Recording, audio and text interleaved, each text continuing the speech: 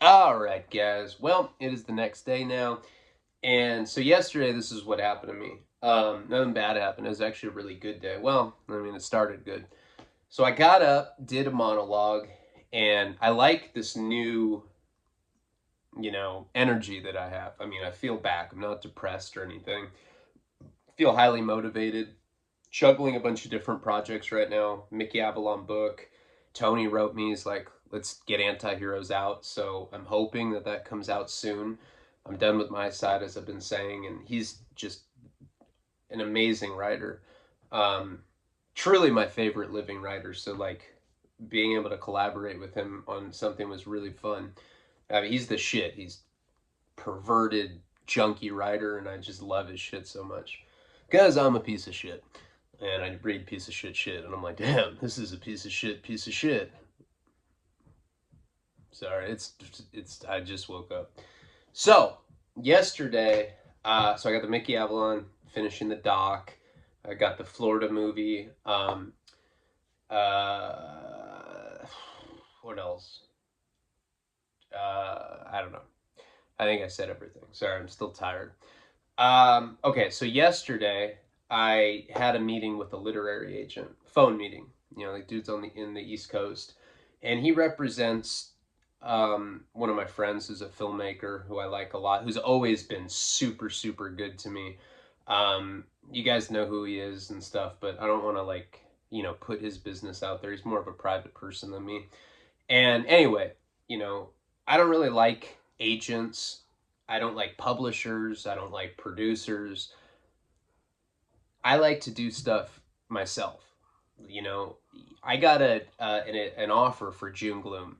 So June Gloom is coming out when my documentary comes out because it makes more sense, right? It's like when the documentary is on a big streaming network like Netflix, and then I have a brand new novel simultaneously, it is the best time to release that. So that's kind of like what my marketing strategy is. And then go on Joe Rogan at that time. Just boom, blow up. I mean, that's what I want. You never know if these things are going to like go down for sure. But I had planned on self publishing June Gloom. I think if it's up to me, I'd self publish everything. Self publish Wasting Talent, and I had complete control over it. At the time, I didn't want to do it because it was stigmatized. People just assume if you're self published, that means nobody else will take you. I sent what's called a query letter. Yeah, it sounds just like it sounds. Query. It is query. You like sprinkle it with glitter. You're like, this is my query letter. It's just a weird word. Anyway, you basically break down what the plot of the book is, some information about you. Back then, I didn't have any accomplishments or anything, and I was just like, I've been to prison, and I have a GED. What up? Year goes by, I don't hear shit. A couple times I get like, form rejection letters. Actually, I got one from this girl, Monica, one time in the beginning. She was like an intern at some publisher, and she's just like, I just want you to know I took this home, I read it, I loved it. They're not going to publish it because it's really like, you're talking about pocket buttholes, etc. But she like that was encouraging, and then I got a lot of form rejection letters. So the publishers, they're the agents. First, you're supposed to get a literary agent. This is how you do it. You get a literary agent because you can't really reach out to the big five publishers without an agent. They're not going to take you seriously because think about it from a business standpoint.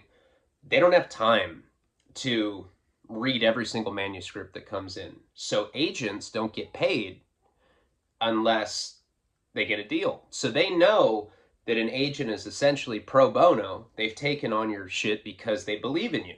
So it's like a filtering mechanism. They know that if an agent's bringing a manuscript to them, that it's at least good enough to grab the attention of the agent. Therefore, it's worth looking at. So everybody wants to get an agent. That's like the first step. That's like what people do. They go get their MFA, and then they write a book, and then they try to send it to an agent, get signed by an agent, and then the agent gets them a publishing deal. So that's like when you're on the big labels that give you like six-figure advances and shit. But they give you a horrible split. So like with June Gloom, I got offered from one of the major publishers a couple weeks ago. They wanted to give me $43,000, which is like, fuck, that's a lot of money. But so they give you this advance and then they own 92% of the book. So you only get 8% off each copy after you pay the 43 grand back. So it's kind of like a scam. But anyway, with Wasting Town, going back to that, when I first was trying to publish it, like I'd get these form rejection letters, and so I'd send to agents, and it would be like, that they just copy it. It's like a fucking template that they send to people. They're like, well, we read your book, it's brilliant, but we're gonna pass. What do they say? I don't know. There's some shit they like cheers or something. I forget what it is. But anyway, I'm still like, that's one of the problems with doing morning monologues. I'm not like fully sharp yet. I just had 1 cup of coffee, and even after that, I'm still like pretty stupid. So I kept getting rejected by the publishers, and then I started looking at like Midlist, which is not one of the big publishers. It's in the middle. They'll give you like a $5,000 advance, and they'll give you like, you keep like 25% of your book or some shit. You don't really need an agent to get hooked up with the Midlist, although, yeah, I mean, you pretty much do. They'll at least look at people occasionally if the query sparks their interest or whatever. Then there's independent publishers like indie presses, and they're basically self-publishers, except they're under a label. So they have a label and they basically do the same shit that you would do if you self-publish, and they take 50% of your royalties. They don't give you shit. So of course I went for the agents first, couldn't get one. Then I went with the Midlist, couldn't get those. Then I started writing independent publishers, just sending my manuscript out to everybody. I started researching self-publishing, and there were some reasons not to do it. I mean, it's stigmatized, like I said, because people assume if you self-publish that people don't want your shit. You're not eligible for awards, but who gives a fuck about awards? It's like you're in a bookstore, you're like, whoa, this guy won the Bruce Camden Scholarship Literary Award. I'm gonna buy this. And then nobody's like that. Come on. Who gives a fuck about awards? How many literary awards do you even know about besides like the Pulitzer? Anyway, so I looked into self-publishing. You pretty much retain all your rights. I mean, you have to split it with the distributor, which is Amazon or, Ingram Sparks, whatever, iUniverse, whatever you're going to self-publish with. And there's a lot of benefits to it. You have complete control. So I decided to do it, and I swear to God, I got 3 offers in 1 week from independent presses. All of them wanted to take 50%. One of them, the one that I would have gone with, was a gay press. All gay. It was like butt fucking conga sci-fi books and shit. And I was like, damn, I want to be on this label. This shit looks fucking dope, I like them because they were like the most out there. They had like a really kind of cool presentation on their website. It's called Itna Press. It's like a dead bird as the logo. I sent the manuscript there. I didn't hear back. And then I get a fucking email. After I decided to self-publish it, I get an email from Chicago Center for Literature and Photography. I get one from this guy named, God, I don't even remember his name. I don't know. He's like on the blurb of my first book. Like Ward. I don't know. If you like if you find the first edition, James Kirk Ward or some shit, he owned like some little publisher. I almost signed with him. And then my dad sent it to his attorney, and he's like, do not sign this. It says if he goes out of business that you lose the rights forever. And this guy was like he like had like an IV like attached to him. He was like in his like late 70s. So I was like, holy shit, scared me. This Itna Press, the gay one, they said that like I got an email from the secretary, and they're like, hey, the owner loves your book. He wants to talk to you on the phone about it. We think we want to publish you. And that was a legit publisher, like a little tiny independent one. They said, we can't give you an advance, but we'll throw you like a fat premiere party in New York and we'll fly you out here. But I'd already decided to self-publish. When I first got into like the industry, um, you know, I would go writing, you know, for if you don't know anything about writing, it's you probably would never think about stuff like this, but it's kind of um like being a musician and like playing at bars and like getting like big in like the bar circuit and then getting bigger and bigger. And so I started getting involved with local readings, and you're around a lot of posers, you know, like awful writers, and everybody, it's kind of like their friends and family show up to these things, and maybe you're reading with 7 or 8 other people, so everybody's bringing 3 or 4 people, so you got, I don't know, small crowd, 30, 40 people that listen to you read out of your book. How fucking boring is it to listen to somebody read? I started getting bigger gigs though, you know, with like Jerry Stahl. He wrote Permanent Midnight. I got to open for the 20th anniversary. That was cool because that was like one of my favorite junkie books.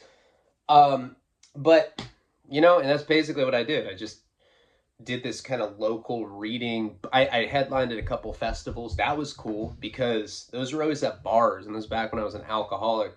And if you were like one of the people that was performing, you know, reading, you got like unlimited alcohol. And I always went on last, so I'd always be just shit faced. There's a lot of footage of that in the doc, wasted going on stage. Like I'm like stumbling and shit. Okay. Anyway, I got an agent after that, so I kind of did it the reverse way. Like this lady started representing me, and then never really worked out. I've had some managers, but the reason I want to have an agent now is because agents are also entertainment attorneys. So not only are you getting contractual law for free, but you're getting somebody that like agents will find you, like, I don't know, say if Breaking Bad was still around, you know, they look for writers that specialize in meth. Like, how many dirtbags do we know? Oh, Leone's around. So, you know, somebody like that would find me a gig like that. I'm not really interested in stuff like that, but I'm at a point where I need somebody, an agent, to like, you know, negotiate stuff for me because I'm starting to like get bigger stuff now. So, and it's hard to get a literary agent for screenplays. So I talked to him yesterday, and we talked for, I don't know, 3 or 4 hours because I never shut up when I'm on the phone. And then after that, it kind of threw my whole day off. Like, that was from like 1 to 5. I still had to go to Target, get diapers for Nico, so I didn't have time to do a video. Yeah, Karina and I started fighting. I don't even remember what we were fighting about, but we were fighting pretty bad. Uh, what was it? I don't know. We go through periods of like peace, and then we go through some rocky. We're in like one of the rocky ones right now. Maybe just because we've been like cooped up in the house. You know how that shit goes. It's like when you're a kid and you know you have somebody sleep over at your house, and like they're like you love this motherfucker, hang out with them at school. This is your fucking homie. But if he sleeps over 2 nights in a row, you want to strangle him. You're like, fuck, I wonder if I can get away with this. I don't care. I was gonna say something butt fuck-esque, but I don't. So anyway, so we fought, and then we ended up making up. And this is how much of a bitch I was being last night. I was laying in bed last night at like 10 o'clock at night because I was exhausted, and we've been fighting. Like, just took all the energy out of me. I was like, fuck it, I'm gonna get a good night. I never go to sleep that early. And Karina's like, I'm not tired. I was like, so what does that mean? She's like, you want to fuck? I was like, no, I don't feel like it, okay? She's like, okay. And then I went to sleep and we didn't have sex. And I've never done that. That was like a real big milestone for me. That was like straight up bitch stuff on my side. I was like, I don't feel like I'm too emotional. I think I said something like that. But then this morning we were just raging it. We got it in this morning. It was pretty cool. It was like, you know, Nico's asleep. We're going hard. And so we made up. So now, here we are. And so this agent, we hit it off, and he's sending me a contract today, which is like a big deal. I mean, getting an agent is fucking not easy. The reason I explain like the year that I was trying to get one is just so you kind of like understand it's hard to get one. And when you do get one, Now you have someone vouching for you, and it opens a lot of doors. It's kind of like getting accepted into like college or something. It's nothing like that at all. It's a horrible example. Yeah, so that's what happened yesterday. But it doesn't mean my momentum's slowing down. You know, that's why it's nice sometimes where I do 2 videos in a day, because it kind of like balances that out. I'm going to do one now, and then I got to work on the documentary all day. That's what I got planned today, and then I'm going to do the Mickey book tonight. All right, guys. Sorry for this long board. They're like, who cares? The fuck is this bullshit?